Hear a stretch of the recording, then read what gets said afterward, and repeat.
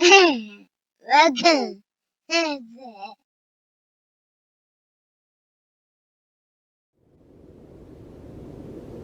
Tale of the Two Bad Mice by Beatrix Potter and Frederick Ward.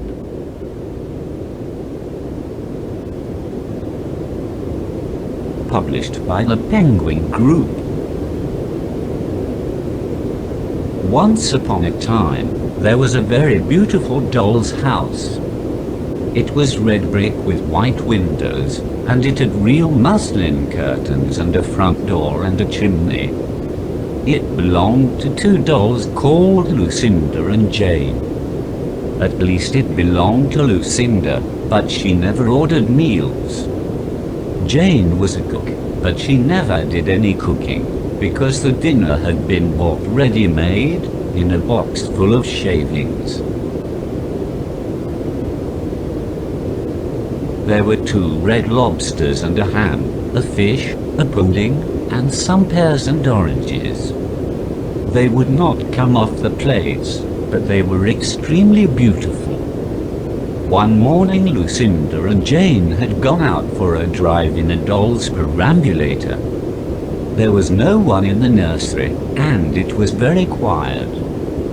Presently, there was a little scuffling, scratching noise in a corner near the fireplace, where there was a hole under the skirting board. Tom Thumb put out his head for a moment, and then popped it in again. Tom Thumb was a mouse.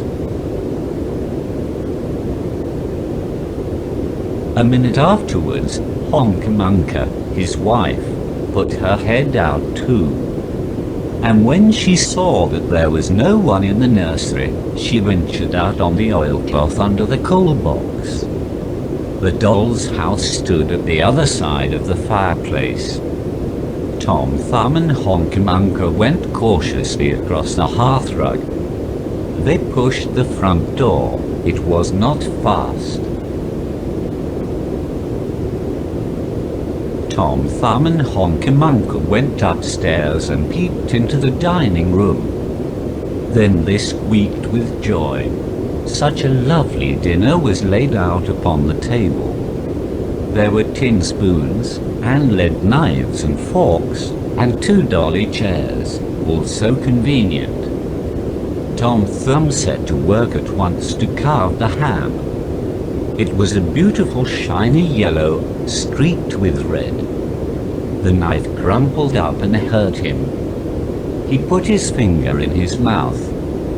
It is not boiled enough, it is hard. You have a try, Honkamonka.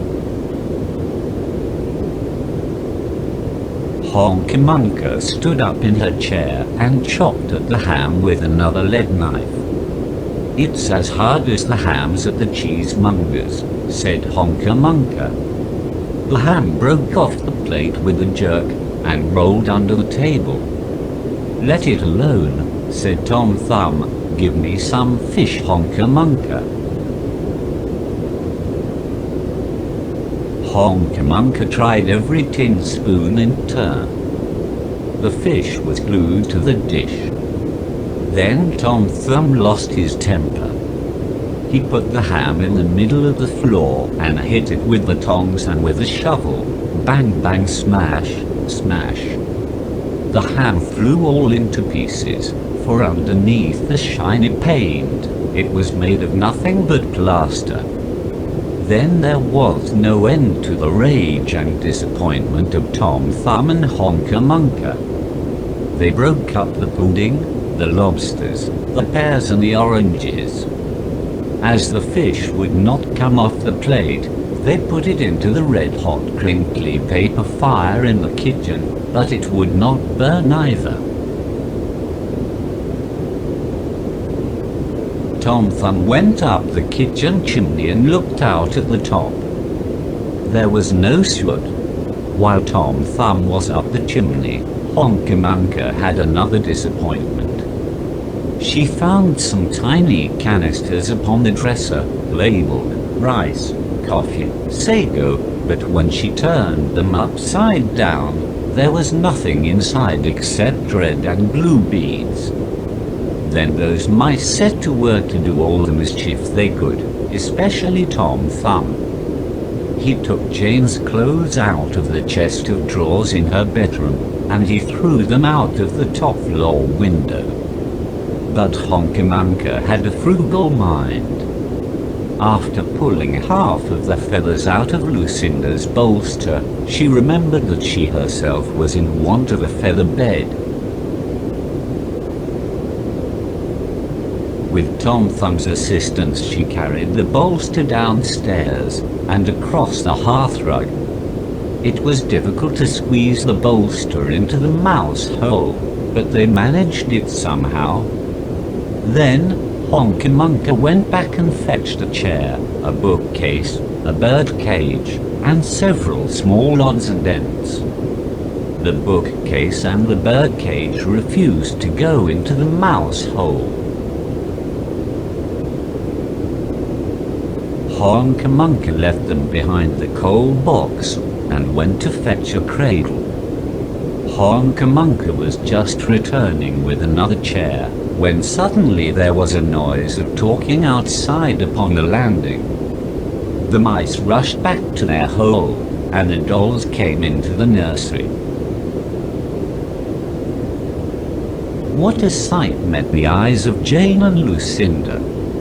Lucinda sat upon the upset kitchen stove and stared, and Jane leant against the kitchen dresser and smiled, but neither of them made any remark. The bookcase and the bird cage were rescued from under the coal box, but Honkamanka has got the cradle and some of Lucinda's clothes. She also has some useful pots and pans, and several other things.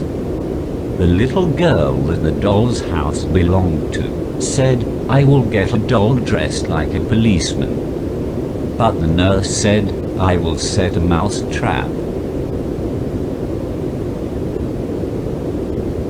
So that is the story of the two bad mice. But they were not so very naughty after all, because Tom Thumb paid for everything he broke. He found a crooked sixpence under the hearthrug, and upon Christmas Eve, he and Honkamanka stuffed it into one of the stockings of Lucinda and Jane. And very early every morning, before anybody is awake, Honkamanka comes with her dustpan and her broom to sweep the dolly's house. The end. Thanks for watching. If you enjoyed this video, please subscribe. Sleep tight.